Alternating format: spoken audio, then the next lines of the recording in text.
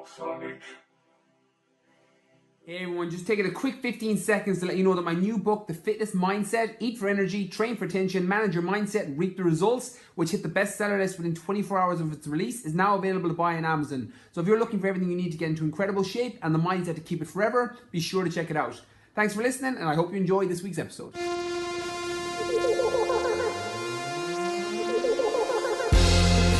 Welcome to Brian Keane Fitness Podcast, where we talk everything fitness, nutrition and mindset with your host Brian Keane. Hey everybody, welcome to another episode of the Brian Keane Fitness Podcast. We talk everything fitness, nutrition and mindset to help you with your goals. Today is a Q&A that I pulled from Snapchat and Instagram. I've got a couple of anonymous questions, so I'm going to answer that towards the end of today's podcast from Snapchat. And I got a couple that came in through Instagram DMs and my Instagram Live. So if you're not following me on there, Brian Keane Fitness on Instagram and Snapchat's BrianK019. They're probably my two most active platforms at the minute, so I would definitely go check those out, particularly if you want to send any questions for the podcast that I can expand on in a bit more long form, then be sure to hit me up on Instagram and Snapchat. Okay, first question comes in from Kino45 on Snapchat. I need to lose about 2 stone, but I don't know how to stop binge eating. So there's a couple of ways to approach a question when anybody asks about binge eating, and it shows up in different ways for different people. It's an area that I've had issues with myself, where I would eat super clean for 6-7 days, and then I'd get a little bit of sugar, or I'd get some chocolate or ice cream, and before I knew it, the floodgates have opened, the green monster had came out, or whatever label you put on it. And before you've known it, you've eaten 10 bars of chocolate or a whole tub of ice cream, and you've gone to buy a second one.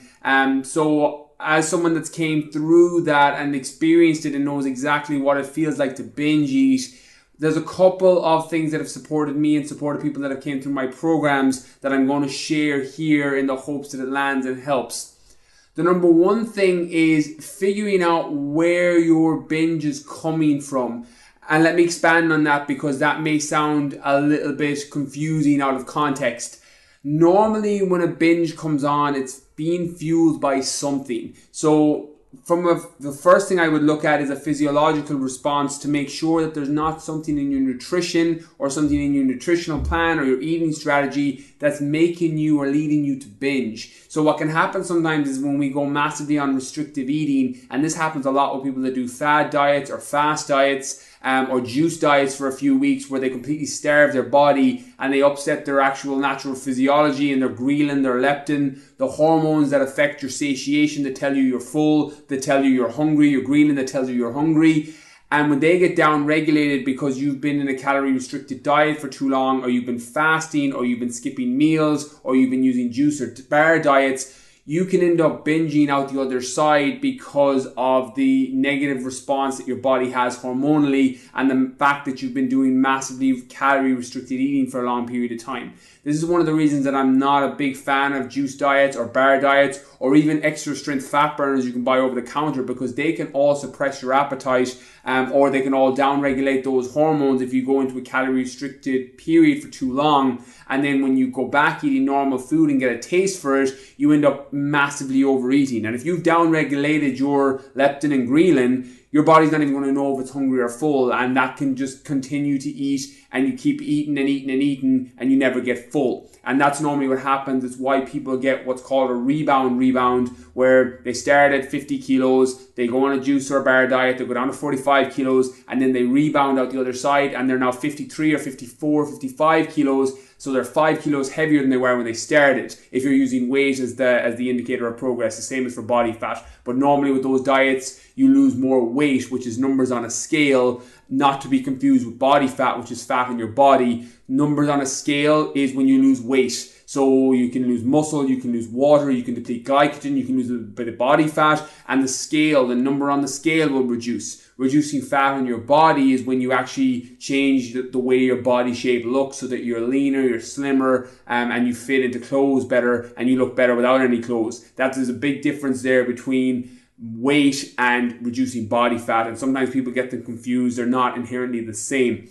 So I would make sure that if you're binge eating and you've been following a calorie restricted diet or some variation where you're in a massive deficit, that's probably what's leading to your binge eating and overeating when you go back eating real foods, or you get a taste of something carby or sugary, and then the floodgates tend to open. So if that's what's going on, the key to fixing that is just going to be getting onto a solid nutritional plan, that you're eating good quality foods, you're getting enough vitamins and minerals from your vegetables and fruits, you're timing your carbohydrates so that you're maximizing the time of the day when you eat those carbs that are unlikely to get stored as body fat, insulin-sensitive times, for example, first thing in the morning, post-workout, when your body's more likely to use those carbs for energy and not store them as body fat.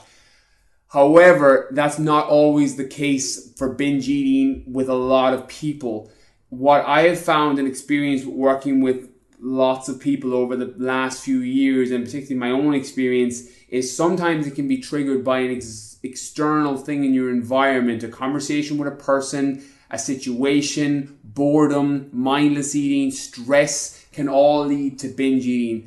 So the biggest advice I can offer anybody that suffers from binge eating is to make sure that you have the self-awareness to realize that the same patterns are probably setting up and all the dominoes are probably lining up every single time you go for a binge. So if you know that you come home and you hang out with your mum or your dad and they're horribly negative, or you hang out with your husband or wife or your partner or certain people at work, your boss may be shouting at you, and you end up turning to food and binge eating, you know that that's the situation that's triggering the stress response in your body, and as a result, you're just effectively numbing out with food. And we've all done it largely. I'm not going to speak for anybody else. I've done it where you've been in a stressful situation and you've turned to food to try and numb out, either consciously or subconsciously, and it's your way, your coping mechanism. And as a result, you end up binge eating so much food, you feel horrible about yourself, you end up crash dieting then or over exercising the next day, and then you go into that conversation or you're in that environment again and the same thing happens. So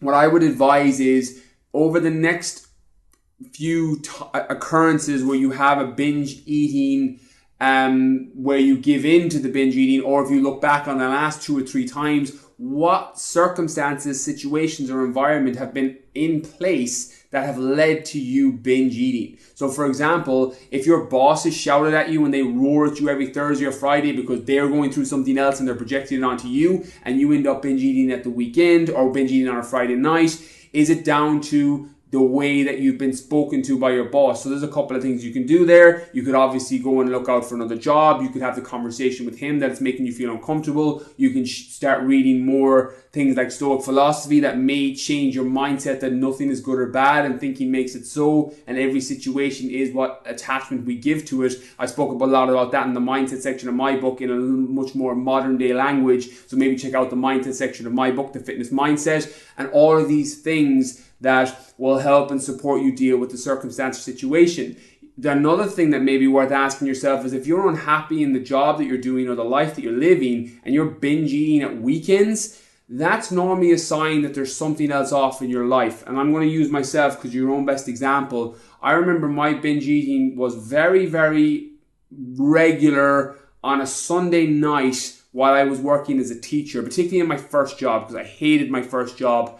When I was working as a teacher, I was very fortunate in my last position that I loved my kids, I loved my school, I loved the parents, but my first teaching job, I absolutely hated it.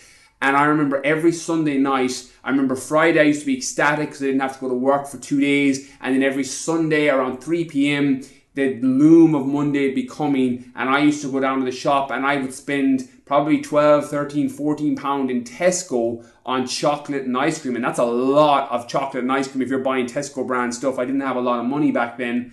And I would just absolutely numb out. And I justified it to myself as, oh, it's my cheat day, it's fine. I've trained all day. But the truth is, I don't do that anymore. Now that I don't know what day it is, I love the job that I'm doing. If you can even call it a job, I call it a non-job, where my life and my job are one and the same. But now I don't do that anymore. And it's only on reflection that I realized I had justified it to myself, because we are our stories. And I told myself that, oh, it's fine. I've trained hard all week. This is my cheat day. It's fine. not realizing that I was actually numbing out because I was hating the thoughts of going to work the next day. I came out of the alcohol side. I had largely stopped drinking every weekend because it wasn't supporting me, but I had turned to food, and now I was mindless eating on a Sunday, trying to numb out from the pain of having to go back to work on a Monday. So it's also something that's worth catching if that's happening to you, that every Sunday night that the same thing is happening. If you've been out Saturday night for a few drinks and you're binge eating on Sunday, what's going on in your life that's causing that? So there's a couple of things there for binge eating that's worth looking at. I can't, without knowing your specific lifestyle, knowing what's gone on in your history of psychology and everything that is kind of wired within each person. But hopefully what I've said in this question and this answer about looking at the physiological point of view from your nutrition and calorie restricted diets, looking at the external things that are in your life, the situations that you're in, the people you're around, the job that you're doing, and my own personal experience, hopefully something lands there and gives you a little bit more self-awareness for anybody that's going through that, where they're consistently or regularly binge eating, and consistently or regularly maybe once a month. That's still pretty consistent to be binge eating, and it is worth looking at because it's normally a sign that there's something going on somewhere, either inside your body or externally in the outside world, that needs to be looked at, and it's just manifesting itself in you numbing out from binge eating. So hopefully that helped. Okay, next question comes in from Instagram, Gallagher88. If you're gluten intolerant and you eat it, will it affect your gains? Yes, it will, 100%. Any food that you're allergic to or intolerant to is 100% going to have a negative effect on your body composition, your energy levels, probably your mood as well. Intolerant to foods or anything basically means that your body doesn't tolerate it. You're intolerant to it. So when you consume those foods, and gluten intolerance for someone that doesn't do well with gluten, what's going to happen there is, one, you're not going to digest it that well because your body's not able to take the vitamins and minerals and nutrients from it because it's intolerant and doesn't have the digestive enzymes, or your body doesn't have the capabilities of breaking it down and utilizing it for what you would normally do when you take the calories and nutrients out of food. So what I would advise is, if you know you're intolerant to a food, and gluten intolerance is this is one of these, and I love the Charlie Munger quote that you shouldn't have an opinion on something unless you can argue the opposite side better than the people who stand on that side. And that's kind of how I feel about gluten. There are people that are massive advocates that nobody on the planet should eat gluten, and I totally get their point that it can send a lot of people into an inflammatory state, which can have a negative effect on your gut health, which can have a negative effect on your serotonin production, which means your brain may be more inflamed or not feel as good because you're not getting those happy hormones. On the other side, for those people that regularly eat it and do perfectly fine with it, and they have good health, they've got good energy, they've got good brain cognition, by all means, those people can factor it in. So I kind of sit somewhere in the middle with gluten in terms of overall health and whether it's good or bad for people. I think for the people that it's intolerant to it and don't digest it well, I think 100% you should cut it out. I think for the people that do tolerate it and do digest it well and factor it in, by all means, I have whole grain bread and different gluten foods in my programs as options for people that tolerate it very well. But if you're someone that doesn't have or has a gluten intolerance, you're going to minimize your body's ability to build muscle or your gains, or lose body fat, or improve your energy, and probably negatively affect your sleep because of all the negative feedback loops when your body's in an inflammatory state, which can effectively put it into a fight or flight state, which can make you more anxious. It can affect your sleep, and it can have all these negative mental things that come along with it. So that's kind of the thing you need to look out for. From a pure point of view of building muscle, if you're not extracting the nutrients from the food, one, you're going to send your body into a more inflammatory state. So not only are you not going to absorb the gluten and the food you're eating, the gluten in that food, if you're having it with other proteins, you may also affect the absorption of your amino acids that your body needs to repair from workouts. So that's where your real kind of detriment will come. What I would advise, if you think you're gluten intolerant, is probably cut it out for a week or 10 days. And it's very, very hard to give up gluten. I haven't eaten gluten in 17 years, 18 years. Gluten made me very, very sick when I was about 11 or 12. I got really skinny and I was getting sick all the time, and I've cut gluten out since. So it's a food that never I tolerated and haven't tolerated it well ever. But there are people that work great with it. I would advise trialing it, cut it out for 7 to 10 days if you think you're intolerant, and then reintroduce it back in. If you feel that your gut is completely twisting and turning, there's a good chance that you're gluten intolerant and it's worth looking at alternatives. Just don't be sucked into gluten is bad for you, because gluten isn't necessarily bad for you. If it's intolerant or you're allergic to it or you're celiac, yes, it's going to be bad for you. But for the people that tolerate it fine, there's a little bit of a health trend that is finally starting to come out that, gluten is bad, gluten-free is healthy. Gluten-free isn't healthy. Unless you're making good choices and you've given up things like bread and biscuits and different things that contain gluten for more vegetables and fruits, then by all means the switch is healthy. But to go from gluten bread to gluten-free bread, or biscuits to gluten-free biscuits, they're still fucking biscuits. They're still sugar. They're still all the other things. There's just no gluten in them. And for a while we were on this trend that gluten-free is healthy. This is what everyone should be doing, when they were still biscuits, they're still bread, there's still sugar, there still is all these bad ingredients that aren't probably going to support your health long term or even your body composition for fitness long term.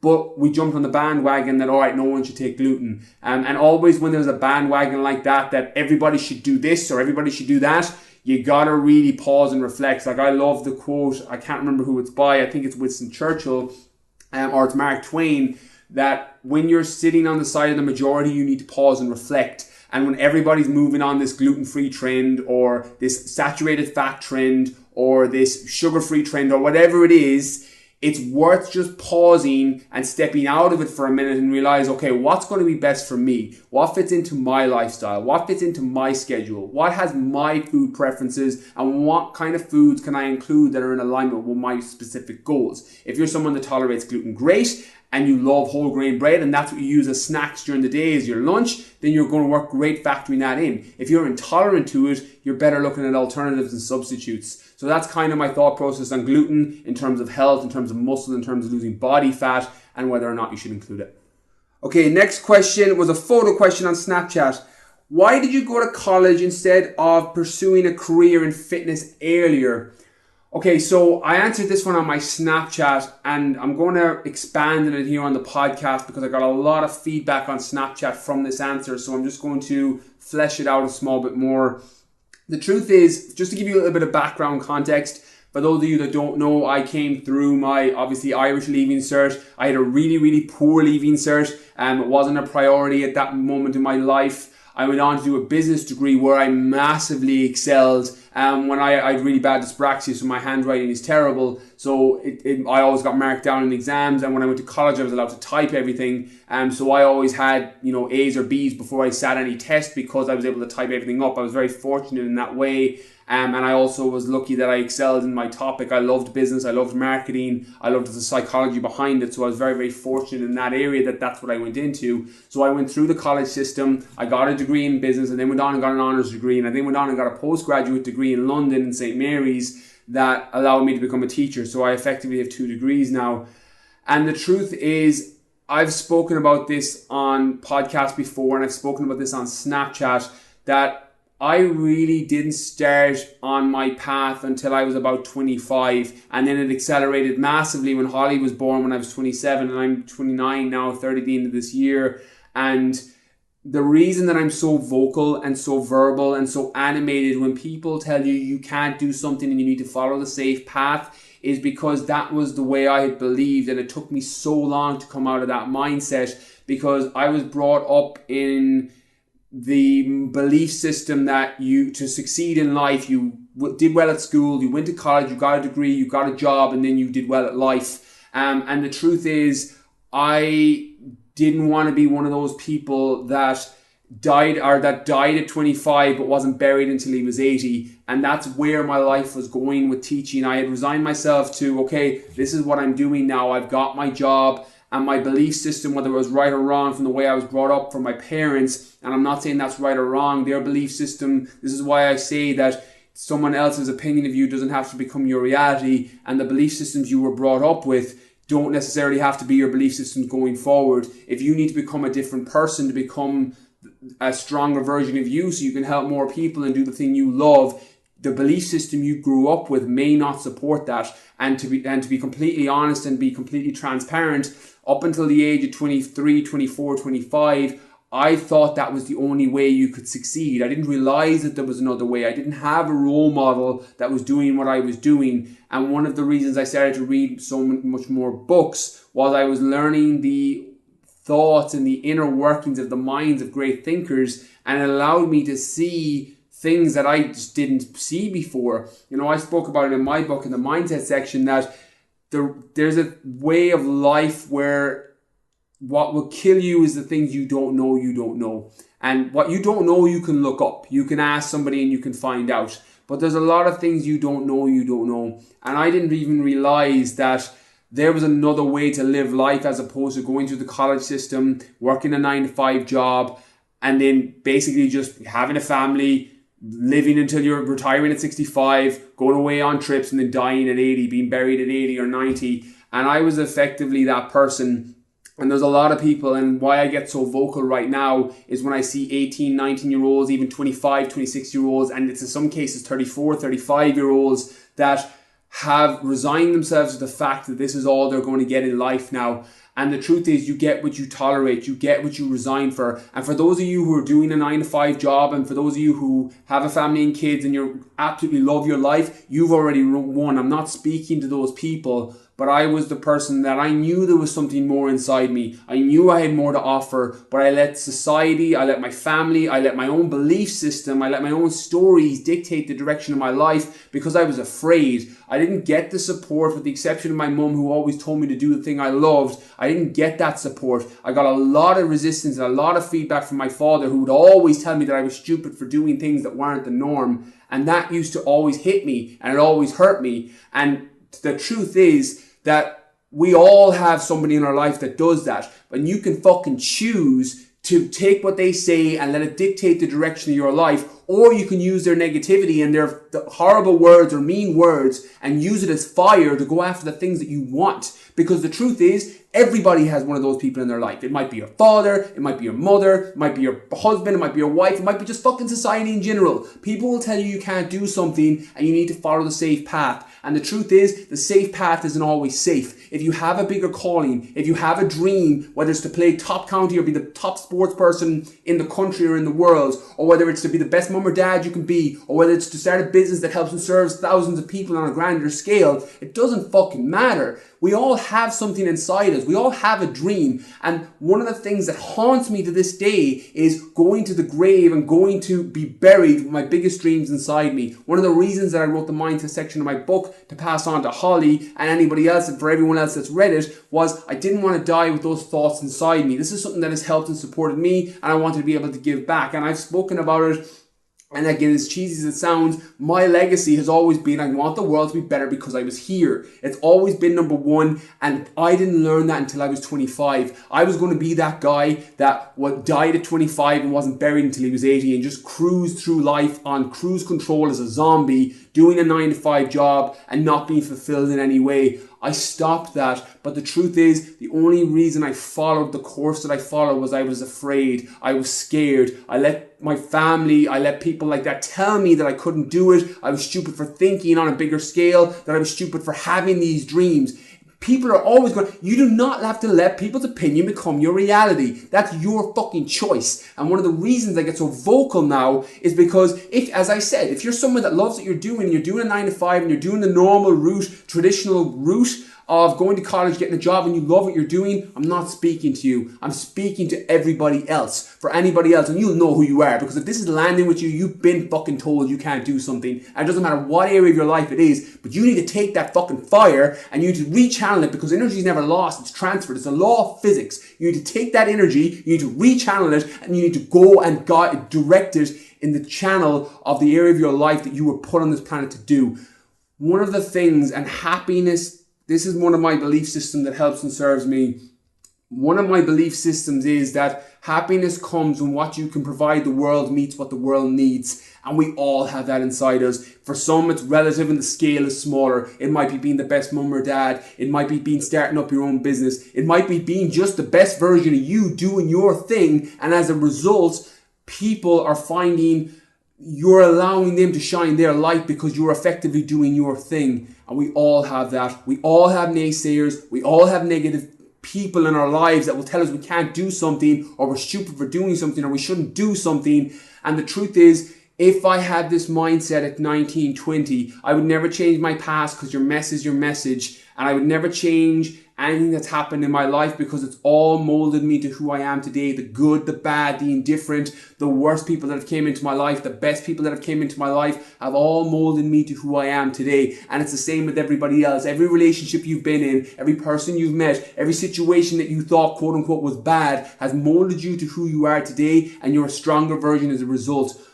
But we can go through our entire lives not listening to that inner voice, not listening to that calling that we all have. And regardless of the scale, regardless of what it is for you, you can choose not to listen to it. And you can go through your whole life being a zombie and being that person that dies at 25 but isn't buried till they're 80. If I had known there was another way, and if I had known at 19 or 20, I would have done it sooner. And one of the things and the legacies that I want to leave, and it's going to be through Holly, is giving her the belief system. And I don't care what she does. If she wants to go clean the street, if she's happy doing that, if she wants to paint and be on the dole, or she wants to paint and be on welfare until she's able to sell her paintings, if that's what she loves to do, then I will support the Envision, or I will support her financially, or whatever it is that needs to be done.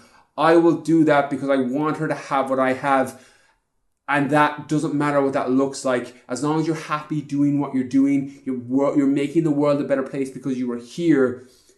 I would have done that at 19 or 20. I probably wouldn't have gone the route I went, even though I wouldn't change it because I am who I am because of what I've been through. But if I had a different belief system, if I had a different mindset, if I had a different reference point of what failure really is, and understanding that people are always going to tell you that you can or can't do something, and people are always going to hate, people are always going to be negative, people are always going to tell you you're not good enough, you need to not listen to them. People's opinion doesn't matter. What people say about you doesn't matter. What you say about you is what matters. The stories you tell yourself. But you need to be fucking strong within your mind, because you need to be bulletproof and not let opinions and not let words and not let thoughts of other people dictate the direction where you take your life. And if I could go back to my 18, 19-year-old self, I would have told him that one of the reasons I make these podcasts is for the 18 or 19-year-old me. It's for the 25-year-old me. It's for the 35-year-old me who may not have had the courage to do what I'm doing now. It's for anybody that they say your mess becomes your message. It's for anybody that needs to hear these words because I needed to hear them. So that's everything for today's episode. We went a little bit ranty towards the end, but hopefully it helps. I know a lot of... Anytime I ever bring up any of my own personal stories, my own obstacles, people get a lot of value from it. So again, it's the reason that I speak about it, because again, I just try to be a bit of a catalyst for helping people do their thing, because it's something that I had a lot of feedback and resistance with, or a lot of resistance and pushback with. So hopefully you got a lot of value from it. For more information on me, or to check out things from my BKF online program, my GA Lean Body program, or my new GA Youth program, head over to my website and send me an email at www.briankeenfitness.com. My Facebook, YouTube, and Instagram is all Brian Keen Fitness. My Snapchat, BrianK019, where a lot of these rants tend to go full circle on Snapchat, so be sure to check me out on there too. And a massive thank you to Comment Box Honest, who puts together all my podcast episodes. Catch everyone soon.